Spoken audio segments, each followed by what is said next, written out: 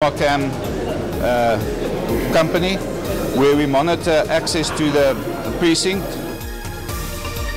Abalawuli bebala eFNB Stadium baqinisekisa ukuba zonke izinto zimi ngononina ngaphambi komdlalo weDerby laseSoweto ngomgqibelo.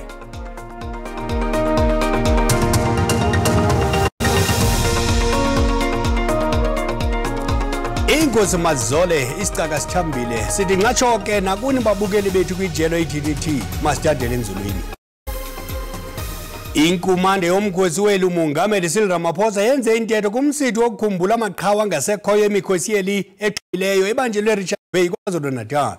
Namhlanje lusuku lwesikhumbuzo sokuzika kwenqanawe iSS Mendi neyayithwele amajoni amnyama i616 kuba lenqanawe isingise kwaseFrance. Ethetha kwinginginye ezimaselo umsitho uMongameli Ramaphosa udlulisa amazwi ombulelo kogorha namakhosikazi ngamajoni afele emfazweni watsho esithi ubulela umsebenzi owenziwa ngamalungu onke emikhosi yahlukeneyo yeli zinike ukhuseleni abemibili. On this day we remember and pay tribute to all our fallen men and women in uniform who have lost their lives in the line of duty. Among these we remember those who tragically lost their lives when the SS Mendi sank on this day 106 years ago in the English Channel during the First World War. As we mark this day, we appreciate that our armed forces are continuing the pursuit of the ideal for which their departed predecessors lived for. They have picked up the spears of our fallen heroes and heroines and continue the effort to give our people lasting peace, security and stability. Iparlamente ijike isivumelwano sensebenziswano nebhanka yophuhliso yamazantsi e-Afrika i-Development Bank of Southern Africa ngenjongo zokuvuselela isekwe separlamente esatshiswa ngumlilo ngomhla wokuqala kuJanuwari onyaka oleyo. Esi sibhengezo senziwe ngusomaqhuzu weparlamente uMnumzana Xolile George kwinkomfa nondaba ngalenhlazana. We are therefore pleased to announce that today Parliament and the Development Bank of Southern Africa, through its infrastructure delivery unit, we have agreed to collaborate in tandem with other stakeholders, working with Treasury and Public Works, that will be part of the processes going forward in respect of the implementation of this project. As we all know, the Development Bank of South Africa is the most suitable entity to play this role, given their expertise and their statement of capability that they have demonstrated assisting a wide array of government departments to implement massive infrastructure scale projects. Such bodies as South African National Road Agencies, the Department of Health nationally, Department of Public Works, as well as various departments that are implementing massive education infrastructure, and some municipalities, including departments of military. They have quite a huge program of infrastructure delivery in their portfolio. And to us, when we looked at that undertaking, given the urgency of the work that we need to be done, we have identified them as the most comprehensive, multidisciplinary state institution that is designed to have the requisite expertise to help us manage a project of this nature. What also attracted us to work with DBSA is that as a state-owned enterprise that is helping the state in general, they are also, like any other organs of state, account parliament on any matter that needs to be undertaken. Kuza kufuneka injoli yesizwe uMnumzana inogodongwane ichulukunyathela xa isaba izitya ngokuzama ukwenza ulungelwaniso oxinzelelo lokunyuka kwenkcitho ngelixa lukhusanya solovano qoqosholweli nto leyo yenziwe nzima nangakumbi ngucimicimi wombane. Umphatho wezimali uza kwenza ngomso kwintetho yohlahlo lwabiwo-mali. Ucimicimi wombane kunye nefuthe lawo kuqoqosho kuquka miso sombululo kulwabhici elukacimicimi yimi ekulindleke ukuba ibe phambili kwintetho yohlawulwabiwo-mali ngomso. Uxinzelelo lwenkcitho urhulumente aphantsi kwalo luhamba nesombululo amakazithi thaca etafileni. Kulindleke ukuba urhulumente avakalise ukubophela kwakhe ekuthatheleni kuye ingxenye yetyala le-Eskom. Kukwalindeleke ukuba kule ntetho kucaciswe ngemigodlo eda amakhaya noosomashishini ukumelana nocimicimi. One of the big issues, of course, is the intensified load shedding that the economy is laboring under. It's going to have an impact on the fiscus. It will slow the growth of the economy. Lusekhona noxinzelelo lokuba urhulumente aqhube lenkxaso ye-350 kwabangasebenziyo. Government seems to be committed to providing some kind of relief to consumers and small businesses if they embark upon opting for alternative energy sources. Amashishini karhulumente asezelweni asenoqhuba nokuba anduva lwezimali kwinxili karhulumente. We will see doubts because major state-owned companies are all in trouble. Hence my feeling that more of them should simply be given away. Akulindelekanga zinguqu kwirhafu yengeniso yabantu.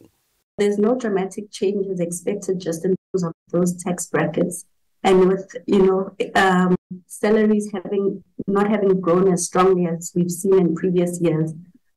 Ukunqongophala kwengeniso kunye nenkcitho emali urhulumente kungakhokhelele ekubeni luwenganene uhlahlo lwamali lunwenwe ngange 5.1% ye-GDP yeli.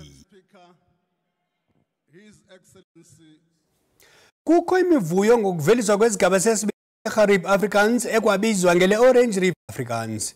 IGariep Afrikaans iquka ezinye iintlobo zolwimi lwe-Afrikaans ezifana nenama kunye neGriekwa Afrikaans. Nje lusuku lokubhiyozela ilwimi i-National Language Day. Olu lwimi luzalelwe kweli phondo laseMntla Koloni kodwa luthethwa kwiingingqi ezohlukeneyo kweli. IGariep Afrikaans inomzila wayo nongaphaya kolwimi lwe-Afrikaans lwesiqhelo. So both varieties and a few others like Rehoboth Afrikaans, Rimfasmark, and other smaller varieties are all gathered under Gariep Afrikaans. Kule minyaka idlulayo kukho neencwadi ezibhaliweyo ngolu lwimi nto leyo elibhongo nqayiya. My mother breastfed me in that language. When I first started talking, I was growing up in Springbok in the Namaqualand. So that was the Afrikaans I grew up with, and that is the Afrikaans I want to write about. That's the Afrikaans I want people to know more about because it is important and it is dear to my heart. There's already a place, and the only thing we need to do is to give that place advantage and an advance. So we need to write in the Gariep Afrikaans that we speak in that way so that people can see the rightful place that it should have. Ilandelayo ngoku lelokuba kufundiswe ezikolweni ngolu lwimi kwaye kubekho incwadi yesichazi magama i-dictionary ngokwamakhumsha efana ne-Gariep Afrikaans. Okwangoku eyona nto ibalulekileyo kukuphuhlisa ulwazi kunye nokuqinisekisa ukuba abantu bayazingca ngeelwimi zabo zemveli. Kwalapha ezindabeni abo bafumana isibonelelo sikarhulumente bathi banethemba lokuba uza kufaka uchatha uMphathiswa wezezimali uMnumzana Enoch Godongwana ngelixa isenza into yethu yohlahlolwabiwo-mali ngomso. Kodwa masithuma umntu onebuqala.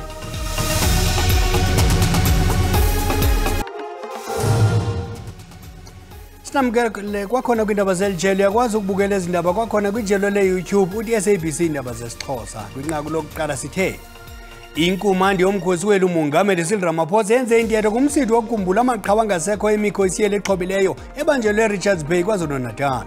Namhlanje lusuku lwesikhumbuzo sokuzika kwenqanawa i-SS Mendi neyayithwele amajoni amnyama ayi-616 ngethuba lenqanawa isingise kwelaseFrance. Ethetha kwinginginye ezimase lo msitho uMongameli Ramaphosa udlulisa amazwi ombulelo kumagorha namagorhakazi angamajoni avela emfazweni watsho esithi uyawubulela umsebenzi owenziwa ngamalungu onke emikhosi yohlukeneyo yeli wokuzinikela ekukhuseleni nabemi beli. Amafama eCitrus eGumtooth Valley eMpuma Koloni abongoza urhulumente lomzantsi Afrika ukuba enze kangangoko anako ukuphelisa imiqathango ephunyezwe yimanyano yaseYurophu kunyaka ophelileyo.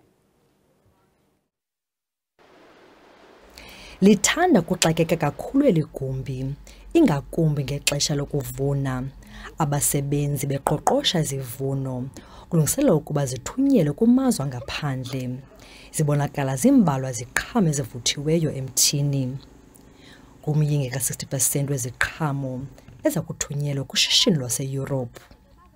Angaphaya kwe-140,000 amathuba engqesho aveliswa leli candelo leMzantsi Afrika. Kodwa imiqathango ye-European Union echaphazela icandelo leMzantsi Afrika ngaba nomakalo kweli xesha lokuvuna ka-2023. In the end of the day, our disadvantage is that the cost is just running away with you, and there's no new markets opening for us for our fruit. So we're sitting with a dilemma. If the EU closes or the protocol gets out of hand and we can't comply with it, where are we going to go with that fruit? Kuzodingeka imali nge-1.4 billion randi ukutyala kwezixhobo zokubandisa iziqhamo ukuze zikwazi ukuhambelana nemiqathango European Union. The main financial implications on that is it takes longer to get the fruit out of the country. So now it's an extra week that it needs to be under cooling before it can go into the container. Ingxoxo phakathi kwala mazwe azikahambeli ndawo. Unfortunately, it seems that the European Union is not interested in wavering from their present position. Dingulerato Fikisi kwindaba ze-SABC eGumtooth Valley eMpuma Koloni. Ngelixa izikhukhula zintlithe ingingqi eziliqela kweli kwachaphazeleka abantu abaninzi, abanye abahlali baseBloemhof eMntla-Ntshona baye edameni beyokuloba nangona basemagunyeni bekhuphe isilumkiso ngobungozi kwiindawo ezinganeno kwemilambo namadama. iBloemhof yenye indawo ezintlithe ezizikhukhula susela kule veki iphelileyo kulandela imvula emandla. Aba balobi babeke ubomi babo esichengeni beloba kwidama eliphuphumalayo nangona kukho ubungozi bokumka namanzi bathi bafuna ukubeka ukutya etafileni.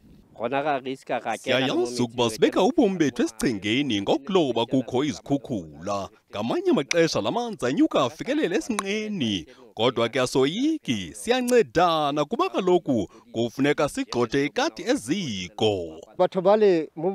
Zininzi iintlanzi kule ndawo lamadoda aloba kuyo, kodwa babeka ubomi babo esichengeni kuba ukuba umntu akakwazi uqubha angasengxakini.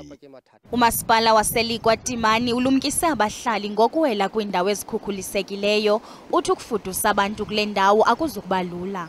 Perhaps maybe if you can expand the dam or build a wall along the riverside. But of course, you would understand that the land is privately owned, and you would also want to get a buy-in of the owners of these properties and the owners of the land, whether that they will give you permission to do that or not. Kusenjalo umasipala uthi uza kusebenzisana namanye amasebe ukufumana indlela zokunciphisa ulwamvila lwezikhukhula kule ngingqi. A solution would have to start the engagements between the provincial department and national department. As you know, that dams and rivers are the competence of a national department or national government, which is water and sanitation. Ukanti ivaliwe indlela yakule ngingqi echaphazelekileyo ngenxa yokhuseleko loluntu. Abo bafumana isibonelelo sikarhulumente bathi banethemba lokuba uza kufaka uchatha umphathi wezezimali umnumzana Enoch Godongwana ngelixa isenza into yethu yohlahlo lwabiwo-mali ngomso. Malunga nomyingo we-48% yabemi beli ixhomekeke kwisibonelelo sikarhulumente kususela ngoFebruwari wanyaka. Oku kuthetha ukuba bayi-28 million abantu abazuza isibonelelo sikarhulumente. Iziko lenkcukacha manani loMzantsi Afrika lithi angaphaya kwesiqingatha amakhaya afumana isibonelelo sikarhulumente. Malunga nomyinge we-24% yamakhaya axhomekeke kuso kuphela. Inkondekazi ezuza isibonelelo uYvonne Mhlakaza uhlala kweli tyotyombe nabazukulwana bakhe abahlanu. Eli khaya lithwalwa yi-1990 nayo athi ayoneli. Uthi uxhomekeke kwimali yegranti nangona ehlala nabazukulwana bakhe abahlanu. Nabo bafumana igranti kodwa kusenzima kunjalo.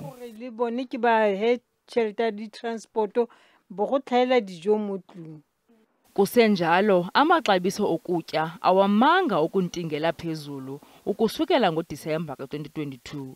Ibhaskithi yokutya ngoku inyuke ngo-13.5% kunalo nyaka uphelileyo. Umhlakaza uthi izinto azimdakangqika. Uthi ndinqwenelela ukuba inyuswe imali yesibonelelo ukuze sizokuphila ngcono.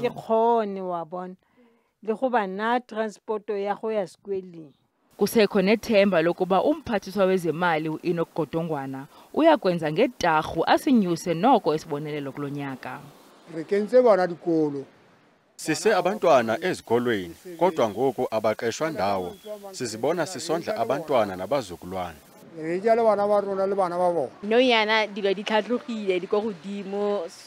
Uthi izinto zonyukile kwaye angavuya kakhulu ukuba enganyuswa imali yesibonelelo. Nanjengoko uqoqosho lweli lusaqhwalela, kuseza kuba nzima kwabo bangathathi ntweni kweli. Ngoku masithi tsixatha kumagqabantshintshi ezehlabathi.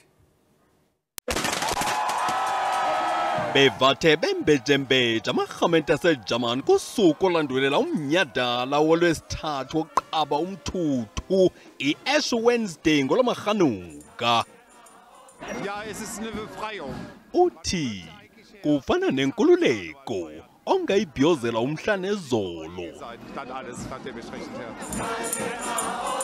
Le mibhiyozo iqabele kumakhulu 200 eminyaka, ibuya emva kwekhefu ngenxa yogilika nkqo kagawule geca icorona. Bathandathu abantu abawelele kweleyisemkhulu bengayolelanga emva kwenyikima ehlasele isihlandlo sesibini kumda phakathi kweTurkey neSyria. Inyikima yayizolo ilinganiselwa ku-6.4 kwiskali seRichter. Umphathisi wezempilo eTurkey uFahrettin Koca uthi bangamakhulu 300 abantu ababolekisana ngencina ezibhedlele zase-Adana nase-Dotoyol. Xa siqwela ingqokoqo bekumbejembeje eRio de Janeiro kukhutshiswana ngenkcubeko yaseBrazil umjuxuzo wesamba. Estou muito nervosa, meu primeiro ano. Iziko loqeqesho lwenkcubeko iParasodu 20 kulindeleke ukuba ligqwese ngomboniso walo ezilwanyana zase-India nesiqithi iMajaro.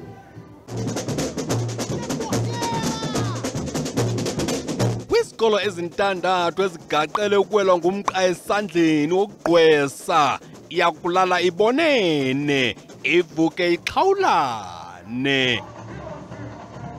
Qongqololo.